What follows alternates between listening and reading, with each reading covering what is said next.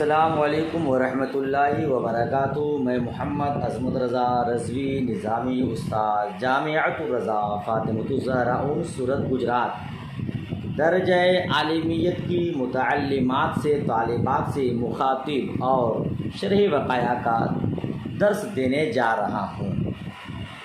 امید کرتا ہوں آپ سب بخیر ہیں اور آپ سے بھی میں مخاطب کہ آپ اس سبق کو سن رہے ہیں، پڑھ رہے ہیں۔ اللہ پاک آپ سب کو علم نافع عطا فرمائے، آپ کے صدقے مجھ حقیر کو بھی علم نافع عطا فرمائے، آمین ثم آمین۔ آئیے آج کا سبق پڑھتے ہیں۔ اللہ رب محمد صلی اللہ علیہ وسلم نحن عباد محمد صلی اللہ علیہ وسلم اللہم رب اشرح لی صدری ویسر لی امری واحلل عقدۃ من لسانی یفقہوا قولی۔ اللہم رب یسر ولا تعسر وتمم بالخیر وبک نستعین یا فتاح یا فتاح یا فتاح۔ اللہم افتح علینا حکمتک وانشر علینا رحمتک یا ذا الجلال والاکرام۔ بسم اللہ الرحمن الرحیم۔ وَنَاقِزُهُ مَا خَرَجَ مِنَ السَّبِيلَيْنِ سَوَاءٌ كَانَ مُعْتَادًا أَوْ غَيْرَ مُعْتَادٍ كَالدُّودَةِ وَالرِّيحِ الْخَارِجَةِ مِنَ الْقُبُلِ وَالذَّكَرِ وَفِيهِ اخْتِلَافُ الْمَشَائِخِ۔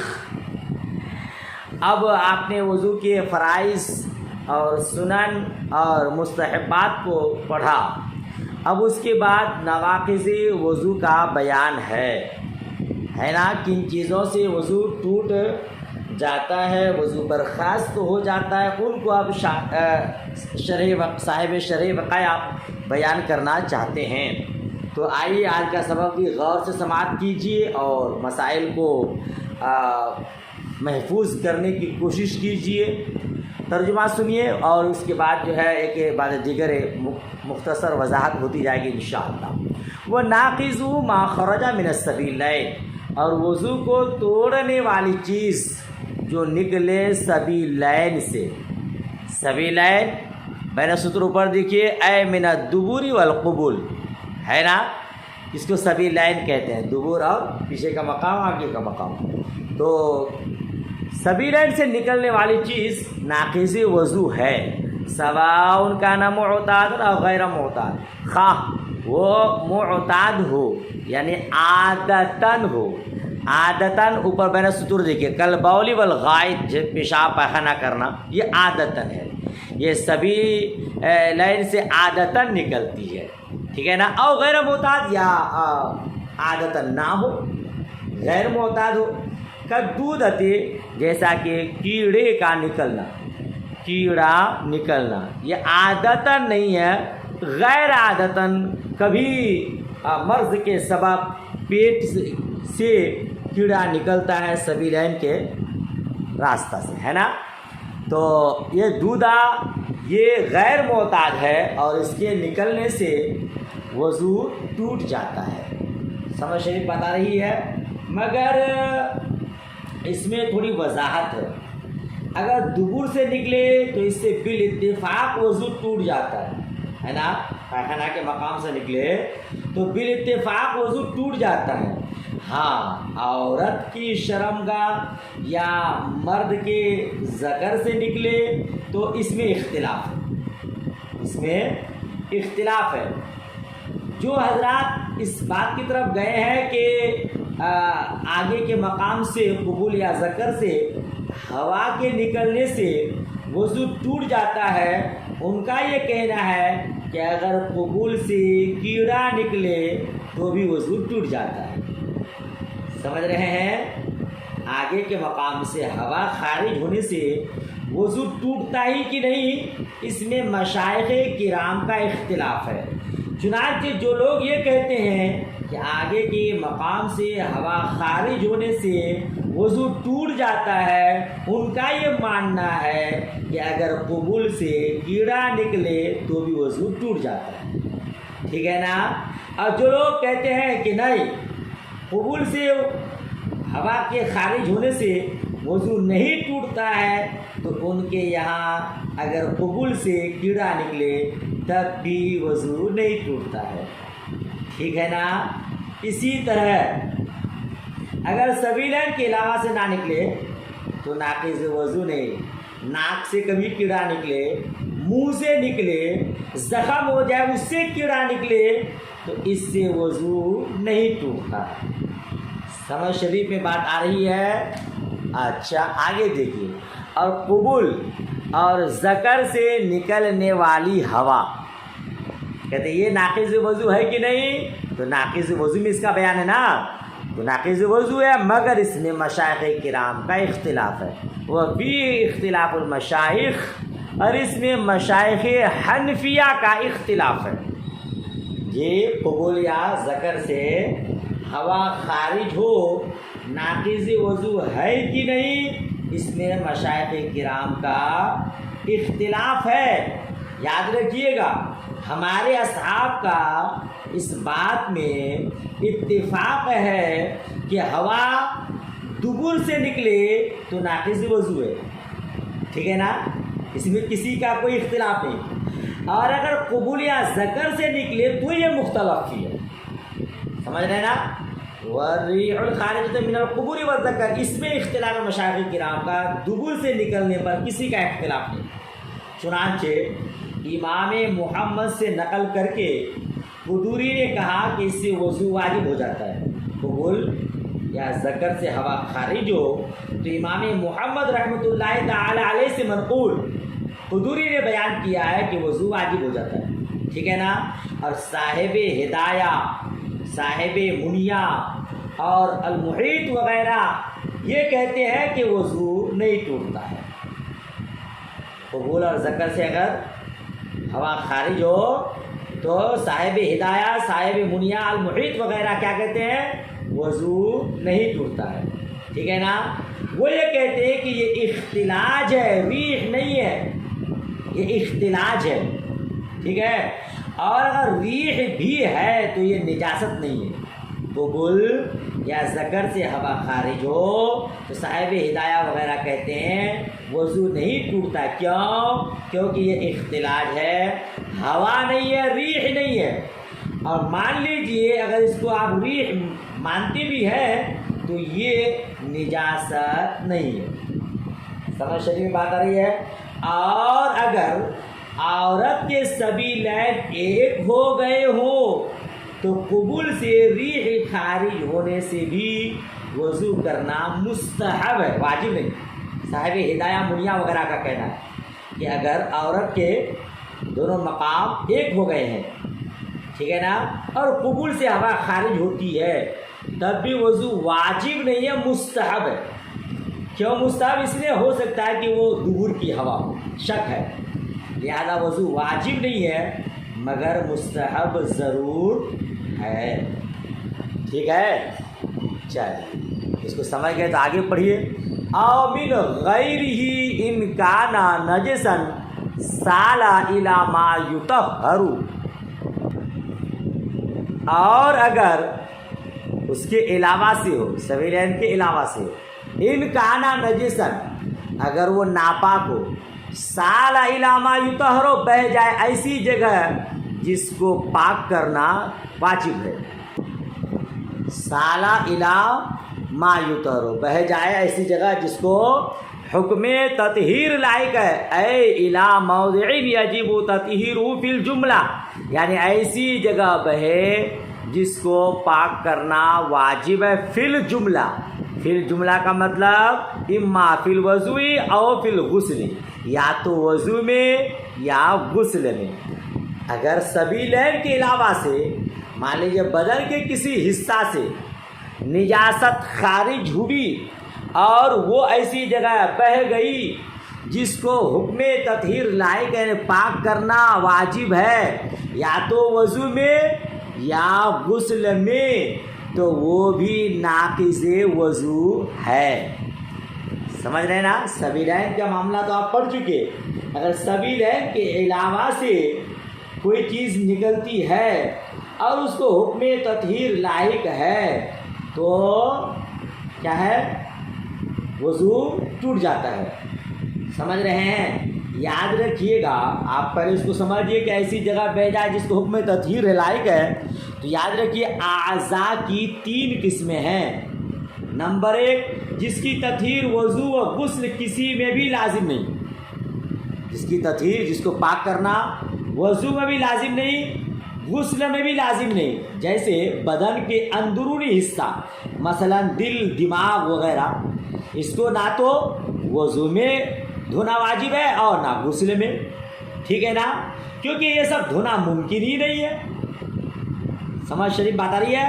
لہذا اگر بدن کے اندرونی حصہ میں کچھ نجاست ہے، مان لیجیے ہمارے رگوں میں تو ہمیشہ خون گردش کرتا رہتا ہے، ہمارے پیٹ میں نجاست ہے نا، مثانے میں نجاست ہے، تو اس کو نہ تو غسل میں دھونا ضروری ہے نہ وضو میں. لہذا یہاں اگر نجاست ہے تو اس سے وضو نہیں ٹوٹتا ہے. سمجھ شریف بات آئی. دوسری صورت جس کی تطہیر وضو و غسل دونوں میں لازمی ہے، جیسے ہاتھ، منہ وغیرہ، بدن کا وہ حصہ جو ہر طرح ظاہر اور باہر کا حصہ ہے، اس میں اگر کوئی نجاست نکلتی ہے، بہہ جاتی ہے تو وضو ٹوٹ جاتا ہے. ٹھیک ہے نا. اور اعضاء کی تیسری قسم جس کی تطہیر غسل میں لازم ہے لیکن وضو میں لازم نہیں. تیسری صورت کیا ہے اعضاء کی؟ جس کو غسل میں دھونا لازم، پاک کرنا لازم لیکن وضو میں لازم نہیں. جیسے منہ اور ناک کے اندرونی حصہ، بھائی کلی کرنا وضو میں سنت ہے لیکن غسل میں فرض ہے. ناک میں پانی چڑھانا وضو میں سنت ہے، غسل میں فرض ہے. تو غسل میں منہ اور ناک کے اندرونی حصہ یہ کیا ہے؟ دھونا ضروری ہے نا. کیونکہ یہ ایک ظاہر سے آپ نے پڑھا نا کہ یہ وضو میں سنت ہے، غسل میں فرض. کیوں؟ کیونکہ منہ اور ناک میں دو حیثیت ہے.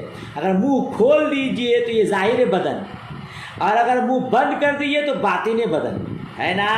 تو وضو میں دھونا یہ سنت ہے، اور یعنی اندرونی حصہ کا لحاظ کر دیا، اور منہ جب کھول دیجئے تو یہ ظاہر بدن ہو جاتا ہے، اس لیے غسل میں دھونا فرض ہے.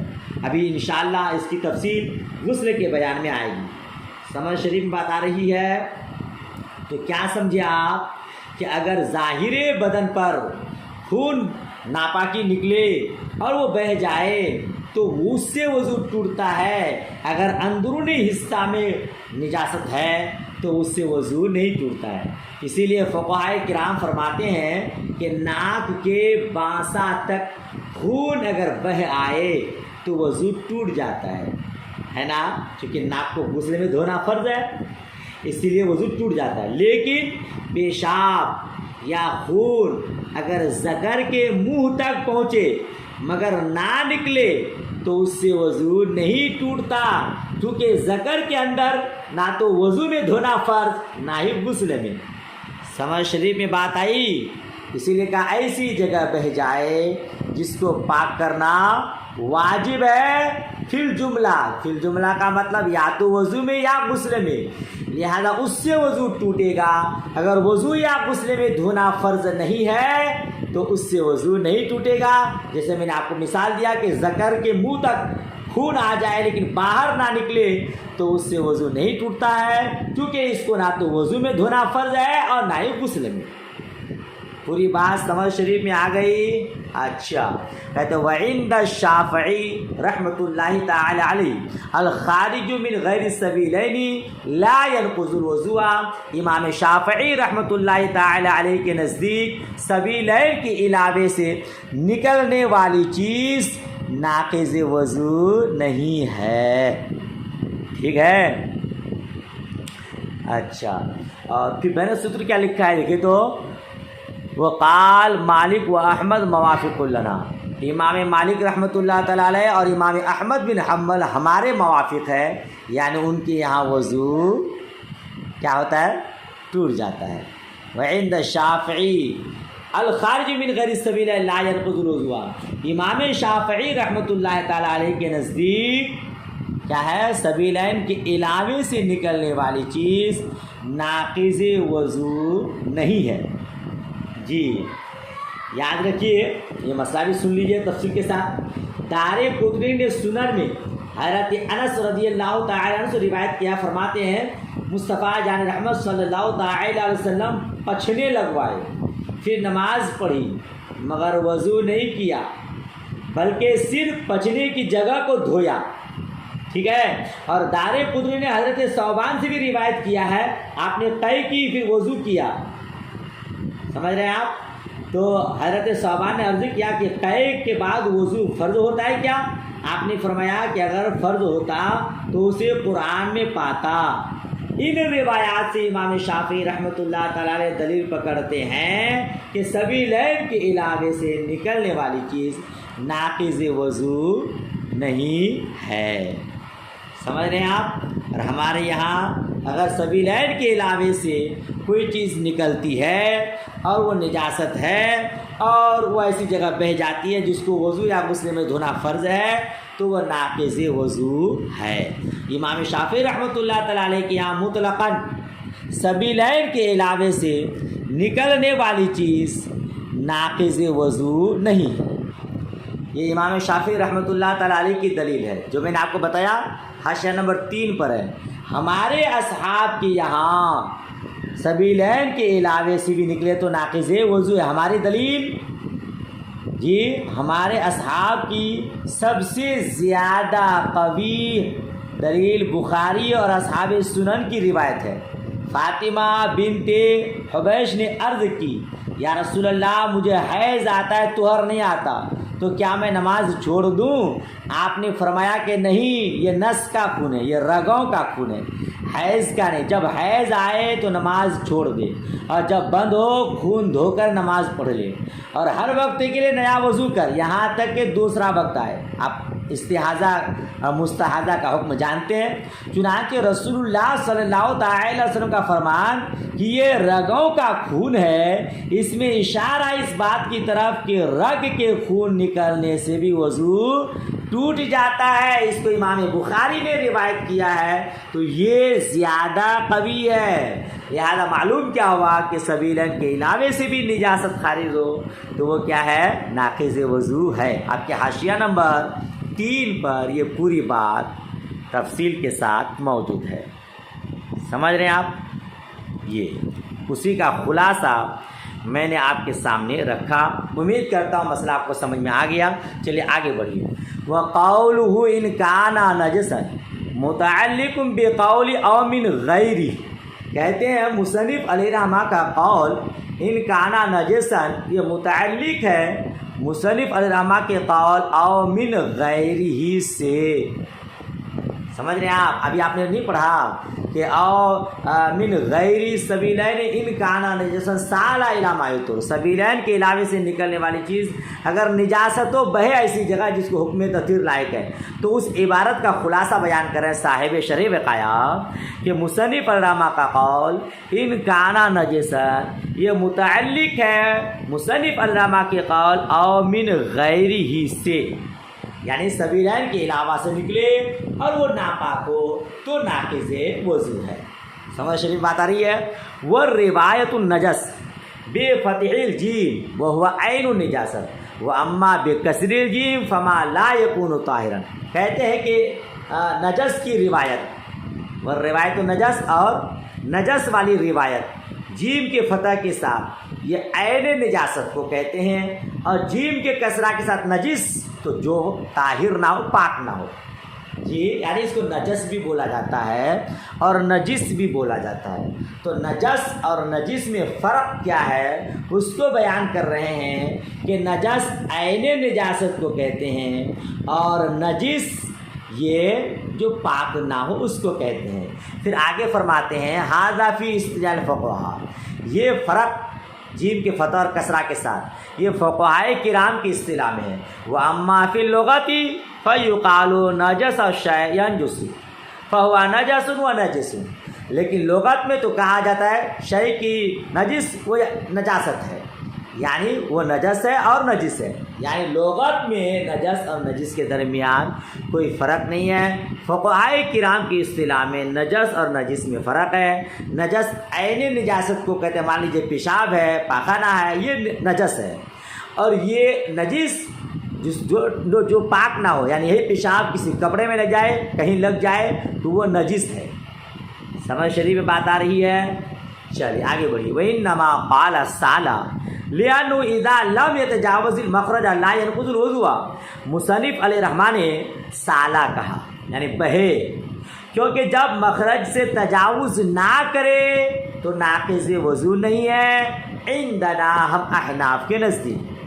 समझ शरीफ बात आ रही। निजासत क्या करे, सबीलन के अलावा से कोई चीज़ निकले और वो मखरज ही में रहे, उससे तजावुज़ ना करे, खून निकला फुंसी से और फुंसी ही के सिरे पर रह गया, तजावुज़ नहीं किया, वो नाक़िज़ वज़ू नहीं है हम अहनाफ के नज़दीक। व यनक़ुज़ु इंदा ज़ुफ़र रहमतुल्लाहि तआला अलैह, और ये नाक़िज़ वज़ू है इमाम ज़ुफ़र रहमतुल्लाहि तआला अलैह के नज़दीक। इमाम ज़ुफ़र रहमतुल्लाहि तआला अलैह के यहाँ मुख्तसर मामूली सी भी क्या कहते हैं खून निकले तो वो भी नाक़िज़ वज़ू है, मगर हमारे यहाँ वो नाक़िज़ वज़ू नहीं है, इसीलिए साला की क़ैद है। समझ शरीफ बात आ रही है। वह कज़ा, अब और इमाम ज़ुफ़र और हमारे इख्तिलाफ को आप वजाहत के साथ आगे समाप्त कीजिए। फरमाते हैं वह कज़ा इज़ा उसिरल क़ुरहतु, ये क़ुरहतु क़रहतु दोनों पढ़ा जाता है। ये क़ुरहतु काफ़ के फ़तह ज़म्मा के साथ और क़रहतु दोनों मनक़ूल, इसका माना है छाला, आबुल्ला है ना। आम तौर पर आग की जलन वगैरह से फोड़े की तरह उभरता है, उसमें पहले तो पानी जमता है लेकिन फिर धीरे धीरे यही पानी पीप या खून की तरह हो जाता है, ठीक है ना। तो उसी को क्या कहते हैं, क़ुरहा या क़रहा। वो कज़ा इज़ा उसिरल क़ुरहतु फ़तजावज़ा व काना बिहाल लौ लम युसर लम यतजावज़। जी कहते और इसी तरह जब फुंसी फोड़ी जाए, क्या कर जाए, जब फुंसी फोड़ी जाए,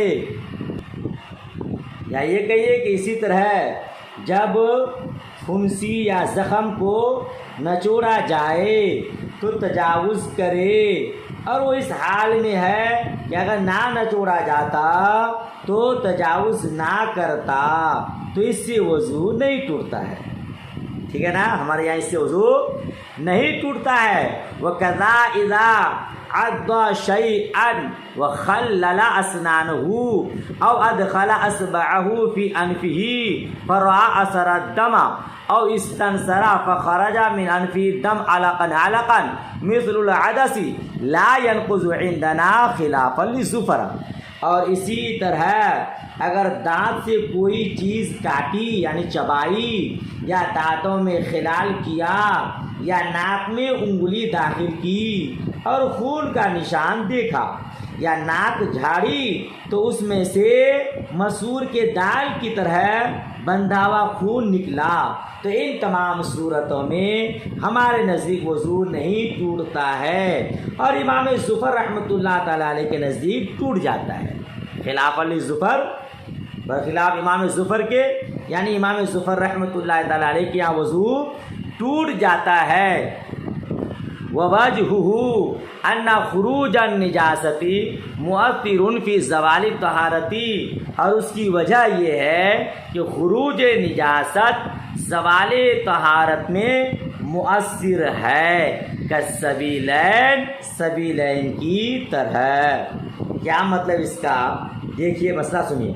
हमारे नज़दीक अगर कोई दांत से कोई चीज़ चबाता है तो उससे वज़ू नहीं टूटता है, क्योंकि जब दांतों से कोई चीज़ काटे या चबाए तो दांतों से खून बहता नहीं है ना। सैलाने दम खून का बहना वज़ू तोड़ने के लिए शर्त है, अगर खून बहे नहीं तो वज़ू नहीं टूटता है, ठीक है ना। मसलन किसी ने लुक़मा चबाया या दांतों में खिलाल किया, खिलाल में खून का असर देखा, या कटी हुई जगह पर उंगली रखी या उंगली नाक में दाखिल की तो उंगली पर खून का निशान नज़र आया, या नाक साफ किया तो खून के टुकड़े निकले जो जमा हुआ गाढ़ा खून मसूर के दाने की तरह है, ठीक है ना।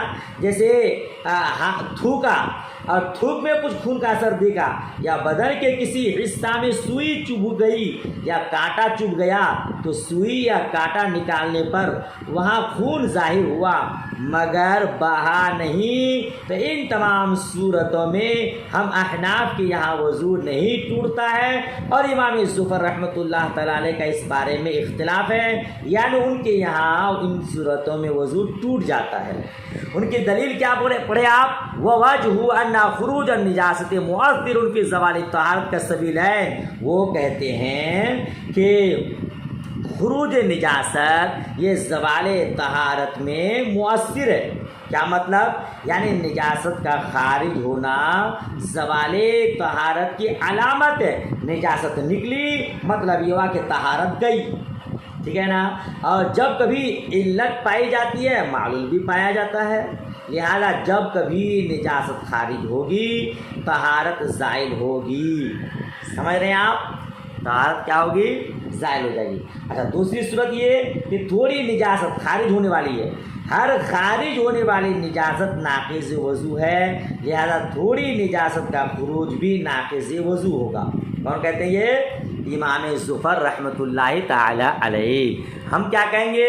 وَنَحْنُ نَقُولُ نَعَمْ لَكِنَّ الْقَلِيلَ بَعْدٍ لَا خارج۔ ہم کہتے ہیں کہ ہاں، مگر قلیل وہ ظاہر ہے، خارج نہیں۔ نجاست نکلی اپنی جگہ پہ رہ گئی تو وہ خارج نہیں ہے بلکہ کیا ہے؟ ظاہر ہے۔ وَالنِّجَاسَةُ الْمُسْتَقَرُّ فِي مَوْضِعَ لَا تَنْقُضُ، اور نجاست اپنی جگہ ٹھہری ہو تو وہ ناقض وضو نہیں ہے۔ سمجھ رہے ہیں آپ؟ قُلْتُ هَذَا الدَّلِيلُ غَيْرُ تَامٍ، میں کہوں گا کہ یہ دلیل تام نہیں ہے۔ لِأَنَّهُ لَا يَشْمُلُ مَا إِذَا غُرِزَتْ إِبْرَةٌ فَارْتَقَى الدَّمُ عَلَى رَأْسِ الْجُرْحِ لَكِنْ لَمْ يَصِلْ فَإِنَّ الْخُرُوجَ هُنَاكَ مَحْسُوسٌ وَمَعَ ذَلِكَ لَا يَنْقُضُ عِنْدَنَا۔ کہتے میں کہوں گا یہ دلیل تام نہیں ہے، کیونکہ یہ شامل نہیں ہے اس کو کہ جب کوئی پھنسی پھوڑی جائے، خون زخم کے سرے پر ہو لیکن بہے نہیں، کیونکہ خروج وہاں محسوس ہے، اس کے باوجود ہمارے یہاں ناقض وضو نہیں ہے۔ جی کیا مطلب اس کا؟ آپ نے ترجمہ سنا نا؟ اس ترجمہ کا کیا مفہوم ہوا؟ سنیے۔ کہتے ہیں حاضر دلیل غیر تام، اس کی وضاحت امام زفر کے مذکورہ قول کا جواب غیر مکمل ہے۔ کیوں؟ کیونکہ تمام کے تمام غیر سائل صورتوں پر مشتمل ہے۔ جی جیسے سوئی چبھی یا اس کو نکالا، اس مقام پر خون ابھر آیا لیکن دوسری جگہ بہا نہیں، تو اس پر یہ صادق نہیں آئے گا کہ یہ مقام پر ٹھہرا ہوا ہے، اور نہ یہ صادق آتا ہے کہ یہ ظاہر ہونے والا ہے۔ اس لیے اس کا اپنے مقام سے خروج کر کے زخم کے منہ تک آنا محسوس ہے، کیونکہ اگر وہ اپنے مقام سے منتقل نہ ہوتا تو زخم کی جگہ پر نظر نہ آتا، باوجود اس کے وہ ہمارے نزدیک ناقض وضو نہیں ہے۔ سمجھ رہے ہیں آپ؟ جی وہ کہتے ہیں یہ دلیل تام نہیں ہے کیونکہ یہ ظاہر ہے، خارج نہیں ہے۔ وَقَدْ خَطَرَ بِبَالِي وَجْهٌ حَسَنٌ، میرے دل میں خوبصورت سا جواب آیا۔ وَأَنَّهُ لَمْ يَتَحَقَّقْ خُرُوجُ النِّجَاسَةِ، اور وہ یہ کہ یہاں نجاست کا خروج متحقق نہیں ہے۔ سوئی چبھوئے، تھوڑا سا معمولی سا خون نکلا، بہا نہیں، تو وہاں نجاست کا خروج نہیں ہے۔ لِأَنَّ هَذَا الدَّمَ غَيْرُ نَجِسٌ، کیونکہ یہ خون نجس نہیں ہے، بل النجس ہوا دم المسفوح، بلکہ نجس وہ دم مسفوح ہے، بہنے والا خون ہے۔ یہاں جو معمولی سا خون نکلا سوئی چبھونے کی وجہ سے، یہ ظاہر ہے، خارج نہیں، یہ دم غیر مسفوح ہے اور ناقض وضو، وہ بہنے والا خون ہے۔ سمجھ شریف بات آئی؟ وَهَكَذَا فِي الْقَيْءِ الْقَلِيلِ، اسی طرح قیء قلیل میں، وَسَيَأْتِي فِي هَذِهِ الصَّفْحَةِ، اس کا مسئلہ بھی اسی صفحہ میں عنقریب آئے گا، ابھی قیء کا مسئلہ آئے گا۔ کہتے ہیں وہ قَوْلُهُ إِلَى مَا يُطَهَّرُ، مصنف کہا تھا نا سَأَلَ إِلَى مَا يُطَهَّرُ، اعتراض ہے اما اذا قشرت نطفۃ فی العین، اس سے کہ جب آنکھ کے اندر پھنسی پھوڑی جائے، فسال الصدید، پھر اس سے پیپ بہے، بحیث لم یخرج من العین، اس طور پر کہ وہ آنکھ سے باہر نہ آئے، لا ينقض الوضوء، وہ وضو کو نہیں توڑے گا، لأن داخل العین لا یجب تطہیر اصلا لا فی الوضوء ولا فی الغسل، اذ لیس له حکم ظاہر البدن فالمعتبر الخروج الى ما هو ظاہر البدن شرعا، کیونکہ داخل عین کو پاک کرنا واجب نہیں ہے اصلاً بالکل. داخل عین آنکھ کے اندرونی حصہ کو پاک کرنا واجب نہیں ہے اصلاً بالکل. لا فی الوضوء ولا فی الغسل، نہ تو وضو میں اور نہ ہی غسل میں. کیونکہ اس کے لیے اذ لیس لہ حکم ظاہر البدن، کیونکہ اس کے لیے ظاہر بدن کا حکم نہیں ہے. نیچے لکھا اے داخل العین، داخل عین آنکھ کے اندرونی حصہ کو ظاہر بدن کا حکم نہیں ہے، تو خروج معتبر ہے اس کی طرف جو ظاہر بدن ہے شرعاً. یہ آنکھ کے اندر پھنسی ہوئی اس کا چمڑا نکالا، اس میں پیپ نکلی، مگر وہ آنکھ کے باہر نہیں نکلی وہ پیپ، تو پھر اس سے وضو نہیں ٹوٹے گا، کیونکہ اس کو حکم تطہیر لاحق نہیں ہے. آنکھ کے اندر کے حصہ کو دھونا واجب نہیں ہے، فرض نہیں ہے، نہ ہی وضو میں نہ ہی غسل میں. کیونکہ غسل میں فرض یہ ہے جو عضو ہر لحاظ سے ظاہری ہو اس کو دھویا جائے، جیسے ہاتھ، پیر، پیٹ، پیٹھ، سر وغیرہ، اور ان اعضاء کو بھی دھویا جائے جو ایک اعتبار سے ظاہری ہے اور دوسرے اعتبار سے اندرونی ہے. مثلا منہ اور ناک پہلے بتا چکا ہوں کہ اس کا دو اعتبار ہے. منہ کھولا جائے تو ظاہری بدن ہے، بند ہو جائے تو اندرونی بدن ہے. اسی لیے تو غسل میں دھونا اور کلی کرنا فرض ہے اور وضو میں کلی کرنا سنت ہے. تو اس میں دو لحاظ، دو اعتبار ہیں، منہ اور ناک کے اندرونی حصے، ہے نا. اور جو ہر لحاظ سے اندرونی عضو ہو اس کا دھونا دفع حرج کی خاطر لازم نہیں ہے. اندرونی حصہ کو دھونے میں حرج ہے، لہذا اس کا دھونا فرض نہیں، ضروری نہیں. سمجھ شریف میں بات آ گئی. لہذا آنکھ کے اندر پھنسی ہوئی تھی، اس کا چمڑا چھیلا ادھیڑا اور اس سے پیپ نکلی مگر آنکھ سے باہر نہیں آئی تو وہ ناقض وضو نہیں ہے. ٹھیک. اب آگے کی عبارت دیکھیے. وَاعْلَمْ أَنَّ قَوْلَهُ إِلَى مَا يُطَهَّرُ يَجِبُ أَن يَكُونَ مُتَعَلِّقًا بِقَوْلِ مَا خَرَجَ لَا بِقَوْلِهِ سَالَ، فَإِنَّهُ إِذَا فَسَدَ وَخَرَجَ دَمٌ كَثِيرٌ وَسَالَ بِحَيْثُ لَمْ يَتَلَطَّخ رأس الجرح فإنه لا شك في الانتقاض عندنا مع أنه لم يصل إلى موضع يلحق حكم التطهير بل خرج إلى موضع يلحق حكم التطهير ثم سال. فالعبارة الحسنة أن يقال ما خرج من السبيلين أو من غيره إلى ما يطهر إن كان نجسا سال. آپ نے جو عبارت ادھر پڑھی اور من غیر السبیلین ان کانا نجسن سالا، تو اسی عبارت کی وضاحت فرما رہے ہیں. ترجمہ دیکھیے، جان لو کہ مصنف علیہ رحمہ کا قول الا ما یطہر ضروری ہے کہ متعلق ہو مصنف علیہ رحمہ کے قول ما خرجہ سے، مصنف علیہ رحمہ کے قول سالہ سے نہیں. ٹھیک ہے نا. ادھر بتایا تھا شارح رحمۃ اللہ تعالیٰ علیہ نے کہ ما یطہرہ کو ما خرجہ سے متعلق بتایا ہے نا.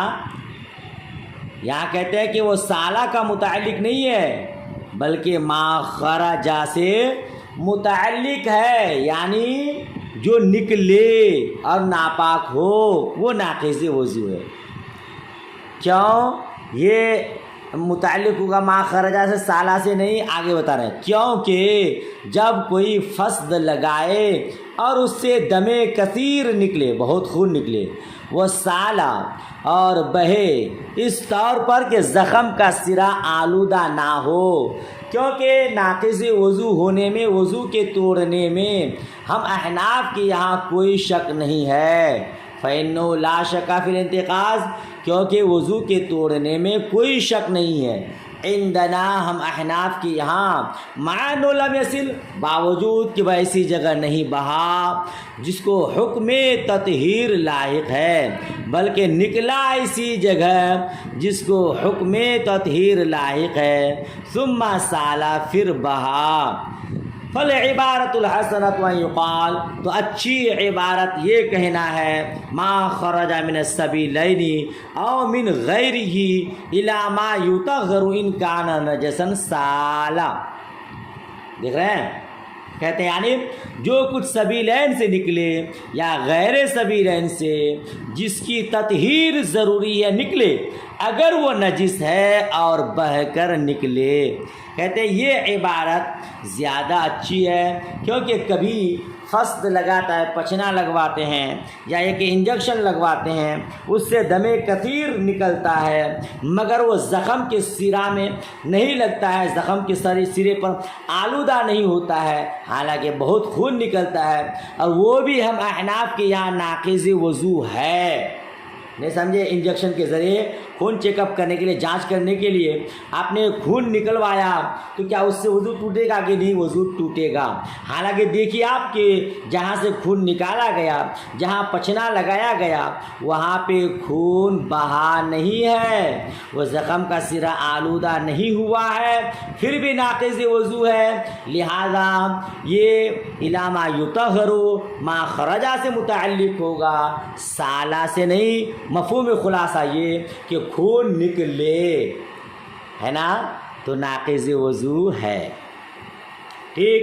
لہذا اگر کبھی خون فوارہ کی شکل میں نکلا یا خون ٹپکا تو ہمارے نزدیک چونکہ ناقض وضو ہے، حالانکہ زخم کا سرا آلودہ نہیں ہوا ہے، اسی لیے خراجہ سے متعلق ہے، سالہ سے نہیں. اسی عبارت کو سمجھانا مقصد ہے. آج کا سبق یہاں تک ہوا. امید کرتا ہوں پورا سبق آپ نے سمجھا ہوگا. نہیں سمجھ میں آیا تو پھر کمنٹ کیجئے گا، انشاءاللہ تبارک و تعالی حل کرنے کی کوشش کروں گا. چلیے دعائے خیر میں یاد. اللہ حافظ. خدا حافظ.